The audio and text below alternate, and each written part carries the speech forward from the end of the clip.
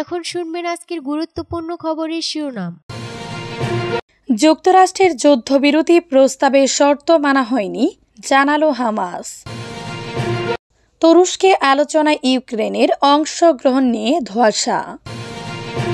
পানি বণ্টন ইস্যুতে ভারতের আগ্রাসন রুখতে প্রস্তুত পাকিস্তান, জানিয়েছেন আসিম মনির। গাজা যুদ্ধের প্রতিবাদ ইসরায়েলের সঙ্গে প্রাতিষ্ঠানিক সম্পর্ক ছিন্ন করল বার্সেলোনা। নাইজেরিয়ায় বন্যায় কমপক্ষে ১১৫ প্রাণহানি, ভেসে গেছে বহু মানুষ। ট্রাম্পের শুল্কনীতি যুক্তরাষ্ট্রে বাণিজ্য চুক্তির লক্ষ্য পাকিস্তানি প্রতিনিধি দল আসছে, জানিয়েছেন ট্রাম্প।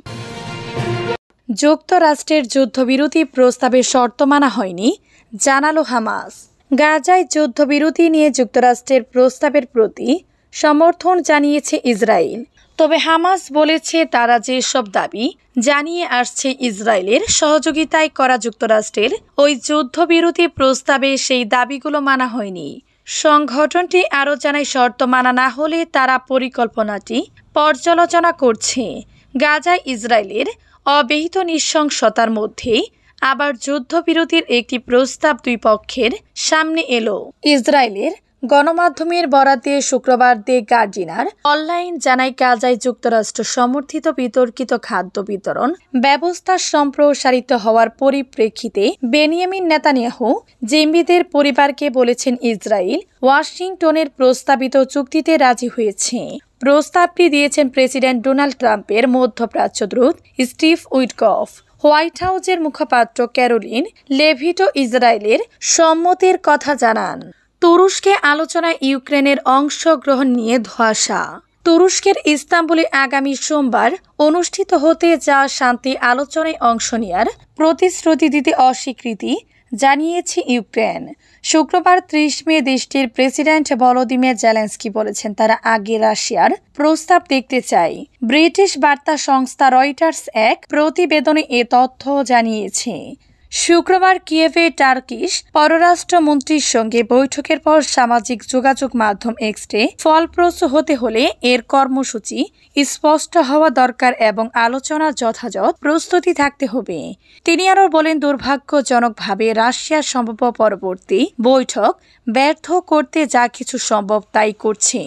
রাশিয়ার তরফ থেকে কোনো নথি না পাওয়াকে উদাহরণ হিসেবে উল্লেখ করেন তিনি। চলতি মাসের ১৬ তারিখে দুই দেশের প্রতিনিধিরা ইস্তাম্বুলে বৈঠক করেন। এতে কেবল বন্দি বিনিময় নিয়ে একটি চুক্তি হয়। জেলেনস্কি বলেন তিনি এবং তুরস্কের প্রেসিডেন্ট রিসেপ তাইয়েফ এরদোগানের সঙ্গে শুক্রবার এক ফোন আলাপে রাশিয়ার প্রস্তাবিত সোমবারের বৈঠকে ইউক্রেনের অংশগ্রহণের সম্ভাব্য শর্তাবলী নিয়ে আলোচনা করেছেন। জেলেনস্কি টেলিগ্রামে লেখেন শান্তির দিকে অগ্রসর হতে হলে অবশ্যই একটি যুদ্ধবিরতি প্রয়োজন। মানুষের হত্যাযজ্ঞ বন্ধ হতে হবে। আমরা একমত যে এই বৈঠকটি অকার্যকর হতে পারে না এবং হওয়া উচিত নয়। পানি বণ্টন ইস্যুতে ভারতের আগ্রাসন রুখতে প্রস্তুতি পাকিস্তান, জানিয়েছেন আসিম মনির। পাকিস্তানের সেনা প্রধান field marshal general Syed Asim Munir দক্ষিণ এশিয়ায় কৌশলগত স্থিতিশীলতা বিপন্নকারী ভারতের অবৈধ ও আইন বহির্ভূত হাইড্রো সন্ত্রাসবাদের বিরুদ্ধে কড়া হুঁশিয়ারি উচ্চারণ করেছেন। শুক্রবার কোয়েটার কমান্ড অ্যান্ড স্টাফ কলেজ সফরের সময় তিনি এ মন্তব্য করেন বলে দেশটির আন্তঃবাহিনী জনসংযোগ পরিদপ্তর ISPR জানিয়েছে। শুক্রবার ৩০ মে এক প্রতিবেদনে এ খবর দিয়েছে AIY নিউজ। প্রতিবেদনে বলা হয় পাকিস্তান সেনা প্রধান সফরের সময় বৈশ্বিক ও আঞ্চলিক নিরাপত্তা পরিস্থিতি নিয়ে আলোচনা করেন এবং পাকিস্তানের অভ্যন্তরে সন্ত্রাসী ভারতের মদদের কথাও তুলে ধরেন। পাকিস্তান সেনা প্রধান বলেন পাকিস্তানি সন্ত্রাস বিরোধী অভিযান আরও জোরদার হয়েছে এবং জাতি এই যুদ্ধকে সফল পরিণতির দিকে এগিয়ে নিয়ে যাবে। ফিল্ড মার্শাল আসিম মনির আরও বলেন ভারতের উস্কানিমূলক ও আগ্রাসী সামরিক তৎপরতা ক্রমবর্ধমান হুমকি হয়ে উঠেছে। তবে পাকিস্তানকে কখনোই জোর করে দমন করা যাবে না। সন্ত্রাসের বিরুদ্ধে আমাদের লড়াইকে ভিন্ন পথে ঘোরানোর অপচেষ্টা সম্পূর্ণভাবে ব্যর্থ হবে। ইসরায়েলের সঙ্গে প্রাতিষ্ঠানিক সম্পর্ক ছিন্ন করল বার্সেলোনা। গাজা উপত্যকায় চলমান যুদ্ধ এবং ফিলিস্তিনদের অধিকার লঙ্ঘনের অভিযোগ তুলে বার্সেলোনা নগর পরিষদ ইসরায়েল সরকারের সঙ্গে প্রাতিষ্ঠানিক সম্পর্ক ছিন্ন করার সিদ্ধান্ত নিয়েছে। একই সঙ্গে তেল আবিব জাফা শহরের সঙ্গে 1998 সালে স্বাক্ষরিত মিত্রি চুক্তিও স্থগিত করা হয়েছে। শনিবার 31 মে এক প্রতিবেদনে এ খবর দিয়েছে বার্তা সংস্থা এএফপি। এই প্রস্তাবে স্পেনের শাসক সমাজতান্ত্রিক দলসহ বামপন্থী ও স্বাধীনতাপন্থী দলগুলোর সমর্থনে পাশ হয়। প্রস্তাবে বলা হয়েছে, আন্তর্জাতিক আইন এবং ফিলিস্তিনি জনগণের মৌলিক অধিকার পূর্ণভাবে নিশ্চিত না হওয়া পর্যন্ত ইসরায়েলের সঙ্গে সকল ধরনের সরকারি ও প্রাতিষ্ঠানিক সম্পর্ক বন্ধ থাকবে। বার্সেলোনার প্রধান বাণিজ্য মেলা আয়োজক সংস্থা ফিরা দে বার্সেলোনাকে অনুরোধ জানানো হয়েছে যেন তারা ইসরায়েলি সরকারি অংশগ্রহণ কিংবা এমন কোনো কোম্পানিকে স্থান না দেয়া যারা অস্ত্র ব্যবসার সঙ্গে যুক্ত অথবা গাজা সংঘাত থেকে আর্থিকভাবে লাভবান হচ্ছে। একই ধরনের সুপারিশ করা হয়েছে বার্সেলোনা বন্দর কর্তৃপক্ষকেও।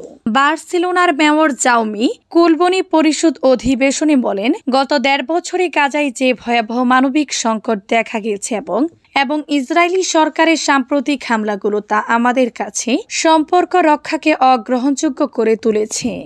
নাইজেরিয়ায় বন্যায় কমপক্ষে 115 প্রাণহানি, ভেসে গেছে বহু মানুষ। নাইজেরিয়ায় নাইজার রাজ্যের মুকা শহরে ভয়াবহ বন্যার ঘটনায় এখনও উদ্ধারকারীরা নিখোঁজদের খুঁজে যাচ্ছে। বুধবার রাতে শুরু হয়ে বৃহস্পতিবার ভোর পর্যন্ত টানা ভারী বৃষ্টিপাত শহর ও আশপাশের অঞ্চলের অসংখ্য ঘরবাড়ি ধ্বংস হয়ে গেছে। অনেকগুলো পুরোপুরি ভেসে গেছে নাইজার নদীতে। নাইজার রাজ্যের দুর্যোগ ব্যবস্থাপনা সংস্থার মুখপাত্র ইব্রাহিম আউদো হুসাইনি বার্তা সংস্থা এএফপিকে জানান, এখন পর্যন্ত 115 জনের মরদেহ উদ্ধার করা হয়েছে, তবে আরও মরদেহ উদ্ধারের আশঙ্কা রয়েছে। বন্যার পানি দূরবর্তী এলাকা থেকে এসে মানুষজনকে ভাসিয়ে নদীতে নিয়ে গেছে। তিনি বলেন, নদীর নিচের দিকে মরদেহ উদ্ধার করা হচ্ছে, ফলে মৃতের সংখ্যা ক্রমে বাড়ছে। তিনি আরও জানান, এখনও বহু মানুষ নিখোঁজ রয়েছেন। একটি পরিবারের 12 জনের মধ্যে মাত্র 4 জনের সন্ধান পাওয়া গেছে। হুসাইনি জানান, কিছু মরদেহ ধসে পড়া বাড়িগুলোর ধ্বংসস্তূপের নিচ থেকে উদ্ধার করা হয়েছে। তিনি বলেন, উদ্ধার কাজে খনন যন্ত্র প্রয়োজন, যাতে ধ্বংসস্তূপের নিচে আটকে পড়া মৃতদেহগুলো উদ্ধার করা যায়। যুক্তরাষ্ট্রে বাণিজ্য চুক্তির লক্ষ্যে পাকিস্তানি প্রতিনিধি দল আসছে, জানিয়েছেন ট্রাম্প। যুক্তরাষ্ট্রে বাণিজ্য আলোচনায় অংশ নিতে আগামী সপ্তাহে পাকিস্তানি প্রতিনিধি দল সফরে আসছে বলে জানিয়েছেন প্রেসিডেন্ট ডোনাল্ড ট্রাম্প। দক্ষিণ এশিয়ার এই দেশটি যুক্তরাষ্ট্রে তাদের রপ্তানি পণ্যের উপর সম্ভাব্য 29% শুল্ক এড়াতে একটি বাণিজ্য চুক্তি করতে আগ্রহী। যুক্তরাষ্ট্রের প্রেসিডেন্ট ডোনাল্ড ট্রাম্প জানিয়েছেন, পাকিস্তানের প্রতিনিধি দল আগামী সপ্তাহে যুক্তরাষ্ট্র সফরে আসছে, যেখানে দুই দেশের মধ্যে সম্ভাব্য শুল্ক চুক্তি নিয়ে আলোচনা হবে। শনিবার সাংবাদিকদের সঙ্গে আলাপকালে ট্রাম্প এই মন্তব্য করেন।